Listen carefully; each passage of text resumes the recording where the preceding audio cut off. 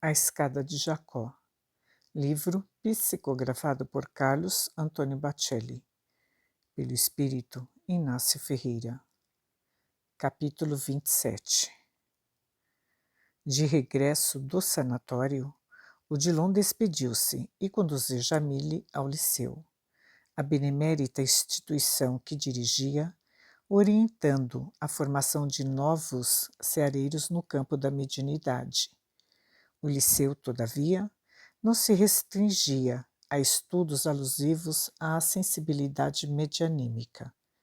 O seu currículo abrangente compreendia as mais importantes áreas de conhecimento: história, filosofia, linguística, física moderna, origem das religiões.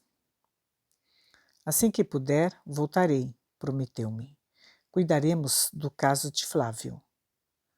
Modesta, que nos aguardava a chegada, perguntou-me: Então, Inácio, o que de real existe nas histórias que nos têm chegado da crosta em relação à guerra? Infelizmente, respondi, ficam aquém da realidade. O momento é de graves preocupações. De maneira indireta, são vários os países envolvidos no conflito e, ao que me parece, sem desejar ser pessimista, ele se estenderá, colocando em risco o futuro da civilização. Será possível que os homens, seres tão minúsculos no contexto da criação, tenham semelhante poder? Construíram poderosíssimas armas de destruição e, sem dúvida, podem fazer com o planeta, ou melhor, podem fazer com que o planeta voe pelos ares. Conforme sabemos, muitos se encontram empenhados na paz, talvez a maioria, mas o poder permanece nas mãos de alguns poucos. A decisão caberá ao Senhor, que nos respeita o livre arbítrio. Quem sou eu para questionar as leis divinas? Mas, sinceramente, acho que o homem não se encontra preparado para gerir o próprio destino. Tenho a impressão, Modesta, de que o homem está perdendo precocemente o medo da morte. Jovens soldados se expondo ao fogo das metralhas e outros amarrando bombas ao corpo em atitude suicida. Sei que não estamos perdendo a batalha, mas confesso-lhe que por vezes é no que eu chego a pensar. O leme da embarcação planetária permanece nas mãos de Jesus, Inácio. Porque temos semelhante certeza é que não esmorecemos e nem haveremos de esmorecer na luta. Não interprete mal as minhas palavras. O inconsciente humano está recebendo a informação de que a morte não existe e o ser encarnado não está sabendo lidar com a ideia da imortalidade. Eis o que quero dizer quando afirmo que o homem está perdendo precocemente o medo da morte. Continua falando em inferno e paraíso, porém, não mais acredita neles. Pratica de modo formal as mais diversas religiões, sem se interessar por sua essência filosófica.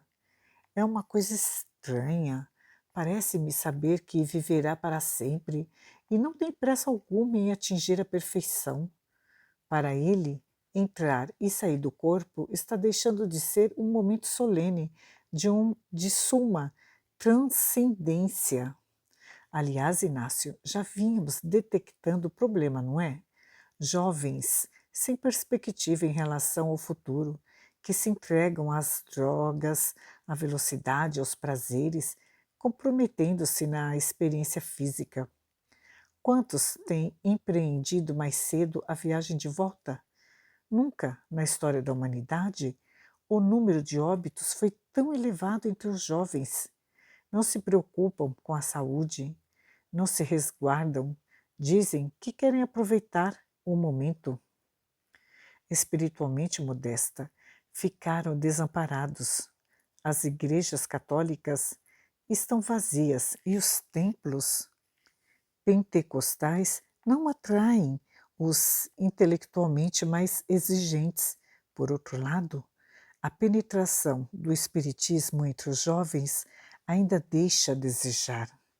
A ala conservadora, espírita, extremamente ortodoxa, não está sabendo lidar com a juventude. Está fazendo um espiritismo de velhos. Positivamente, o movimento espírita não tem se direcionado para a criança e o adolescente. Preocupa-se mais com mediunidade nos centros espíritas do que, por exemplo, com evangelização infanto-juvenil, o que não deixa de ser profundamente lamentável. Os jovens estão pedindo socorro. As drogas estão se difundindo com uma velocidade impressionante. Os soldados que vi combatendo no Iraque estavam com o cérebro superexcitado. Não posso dizer que estivessem sob o efeito de alguma droga ilegal, mas, quando se alimentavam, recebiam um complemento alimentar com base em vitaminas que os encorajavam. Isso, evidentemente, sem levar em conta a doutrinação, verdadeira lavagem cerebral de seus superiores, que permaneciam tranquilos nas casernas, enquanto os subordinados saíam para morrer no campo de batalha. A questão das drogas é uma ameaça mais grave do que a guerra para o futuro da humanidade. Sem dúvida, Modesta, sabemos, por exemplo, que deste outro lado da vida o problema continua. O Dillon já conversou comigo a respeito do assunto e temos elementos para afirmar que, na atualidade, a disseminação das drogas entre a juventude é o principal objetivo dos espíritos que se opõem aos propósitos do Evangelho no mundo. Muitos traficantes continuam operando depois da morte. Temos notícias de que nas vizinhanças da crosta existem maus cientistas desencarnados trabalhando na composição de novos produtos químicos que, em breve, serão conhecidos pelos homens.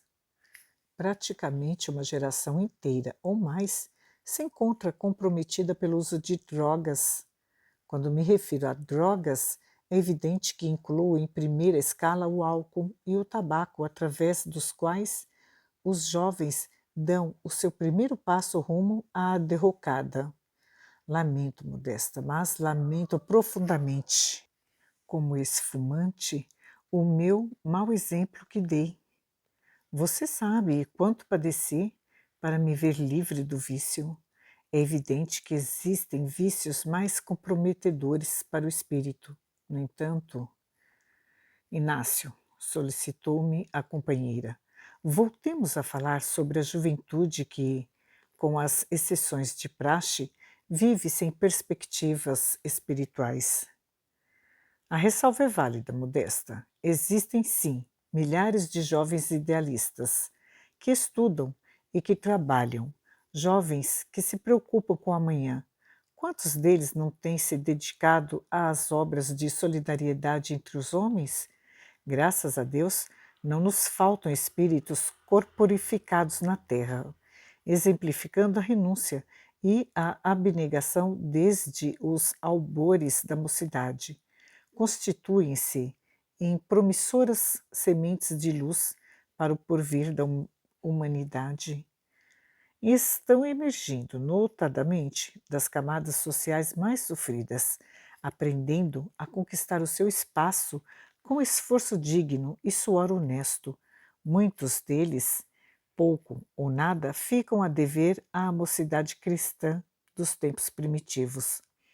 São moças e rapazes que nos comovem profundamente pelo seu anônimo heroísmo na resistência contra os arrastamentos deste século e as facilidades que fazem perder os espíritos.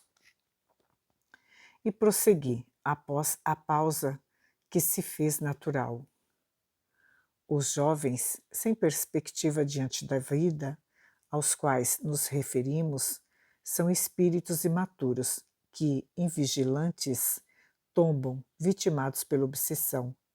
É deveras impressionante o número de desencarnados que vivem na condição de comensais dos seres encarnados. O vampirismo espiritual é uma calamidade. De modo sutil, esses espíritos obsessores sussurram aos ouvidos dos jovens que lhes oferecem sintonia. Aproveitem ao máximo. O corpo físico é mero instrumento de prazer. Não tenho receio da morte. O espírito tem a eternidade ao seu dispor. Não se preocupem em adquirir virtudes apressadamente. Desfrutem da oportunidade. O tempo no mundo passa depressa e, médios que todos somos, eles registram os negativos apelos dos espíritos que se desfrutaram nos caminhos da evolução e atendem-lhes o alvitre. Não investem espiritualmente no próprio futuro. Varam as madrugadas participando de festas e dormem durante todo o dia. Quando estão acordados, alienam-se no prazer. Quando dormem, alienam-se da realidade a que foram chamados a viver no contato social. Inácio, isso é terrível. Por essa razão, Modesta, muitos espíritos têm recuado diante da necessidade de renascer no planeta e estão à espera de melhores tempos. Os tempos sempre foram assinalados por dificuldades específicas. Contudo, no entanto, os atuais se caracterizam por mais numerosos e diversificados perigos de queda para o espírito.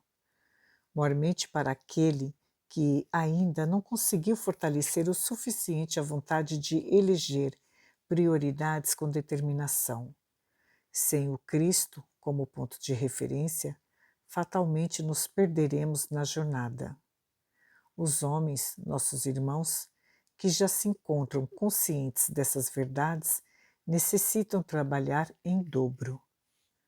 Todavia, repito, sem Jesus a inspirá-los no funcionamento de suas instituições, fracassarão. Quase todo homem, infelizmente, está tão somente atento ao próprio interesse. Raros os que pensam nas gerações por vindouras ou até mesmo nos seus netos. O homem que devasta uma floresta, em quem está pensando? E o que polui os rios? O que envenena o ar? Diante do exposto por você, como o nosso trabalho, na condição de espíritos libertos, é limitado. É limitado, Modesta, porque depende da receptividade mental dos encarnados, o que, convenhamos, é mais raro de se encontrar do que pepita de ouro no meio do cascalho. Desprovidos de órgãos físicos, só nos resta o pensamento. E, assim mesmo, existe gente espírita achando que nós, os mortos, cometemos ingerências demais no mundo dos vivos. Gente espírita, Inácio, diria com maior propriedade, gente espiritada.